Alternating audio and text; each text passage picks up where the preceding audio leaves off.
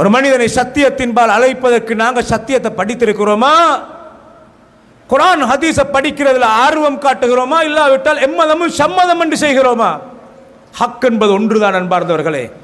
பாத்திலுடைய வழிகள் பலமுறை, சத்தியத்துடைய பாதை அல்லாஹ்வுடைய நபி வழி மாத்திரம். கண்ணியமான சகோதரர்களே, அல்லாஹ்வுடைய ரசூல் செய்தார்களா, சொன்னார்களா, அங்கீகரித்தார்களா? ஆதாரபூர்வமாக நிரூபிக்கப்பட்டால் இஸ்லாம்.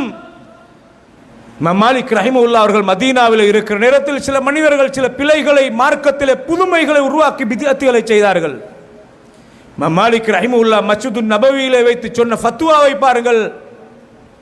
ஃபமாலம் யகுன் யௌமைதின் தீனன் ஃபலா யகுனுல் யௌம தீனா. அல்லாஹ்வுடைய ரசூல் அன்று ஹயாத்தோடு இருக்கிற நேரத்தில் இஸ்லாம் என்று எது இருந்ததோ அது மாத்திரம்தான் இன்றும் இஸ்லாம், என்றும் இஸ்லாம் என்று சொன்னார்கள்.